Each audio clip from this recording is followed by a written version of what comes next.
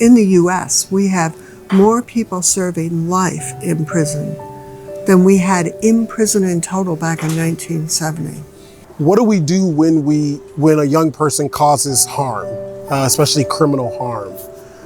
How do we think about that young person, and how do we see that young person? I think in the United States, they're in general, as a response to crime, we think punishment, crime and punishment. Here, there seems to be more of an ethic that says, how do we help give this young person the best opportunity to transform and not do it again? In Germany, children under the age of 14 are not prosecuted. This is the most common age actually for developed countries worldwide, to not prosecute children under the age of 14. Every other developed country in the world was following international human rights and talking about the Convention on the Rights of the Child. People began traveling to Germany to look at their treatment of young adults. We had raised the age of juvenile court in Illinois from 17 to 18. Why not raise it further to 21? And Germany apparently had been using juvenile sentences for young adults for decades. Just because you're depriving a person of liberty doesn't mean that you have to take away their dignity. And that's, for me, that's what I want to take back, is that idea that that human dignity needs to be central in what we do. And rehabilitation has to be central in what we do. And that it's possible to do that. In Germany, they don't do what we do in Illinois, which is basically turn somebody out of prison and just send them off to where they're at and expect them to do what they're going to do. In Germany, they allow them to go out and reestablish those connections with family and look for jobs, important things to kind of set the groundwork for successful reentry. And a lot of emphasis on maintaining those connections while people are in prison, whether it's direct family, friends, so the visitation, that seems to be a very important part of the facilities here. And also privacy, that's something that is forbidden in prisons, where here it's considered a fundamental right. Certainly the emphasis on reentry, recognizing that just like in Illinois, pretty much everybody that's in an institution is coming home, and they're coming home in a short amount of time. And they do a very good job of bridging people back into society compared to what we do, which is not much at all, to be honest with you. That's something we have to improve on. You're creating a structure that is aimed at reentry and what their life is going to look like once they're out. You know, I asked the question, what percentage of the young people coming through the detention facility have been victimized by crime, whether reported or unreported.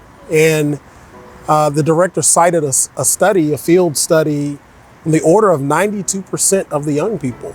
And so I think it's recognizing that, as we say in the United States, hurt people hurt people. Figuring out ways to respond to a moment of crime, of criminal harm, in a way that, yes, with accountability and with the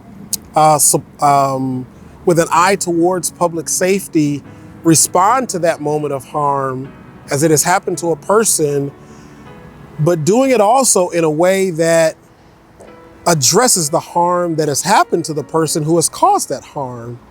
I think both of those have to happen, and I think we can do that. I think looking at how the folks here in Hamburg are really thinking restoratively, and the fact that they do that pre-trial, whether a young person is guilty or not, it starts on day one, addressing the transformative promise of that young person.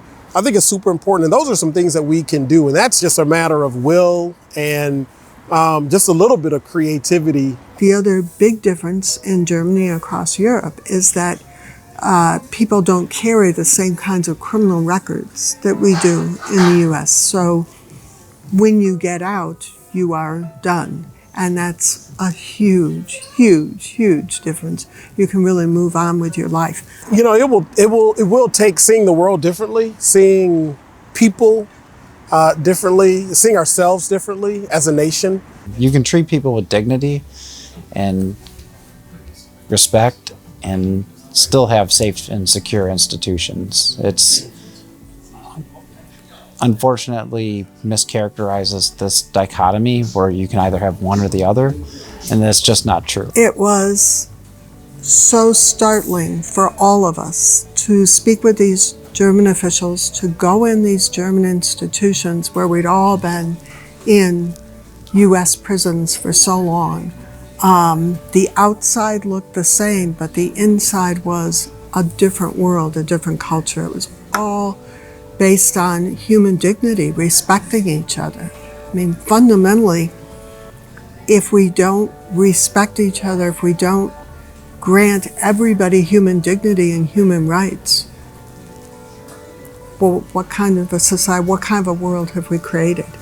Well, what I'm hoping that we can take back really is best practices and a truly transformative, broad and transformative vision for what our system could be. There are two things the U.S. needs to do immediately, and that is stop prosecuting and locking up young children. Children under the age of 14 should not be prosecuted. And the second thing is to stop prosecuting children in the adult court and giving them these long adult sentences. Under 18 do not belong in adult court. We've seen here Germany, one of the safest countries in the world, that these commitments to the basic rights of children can be acknowledged without very, very safely and positively.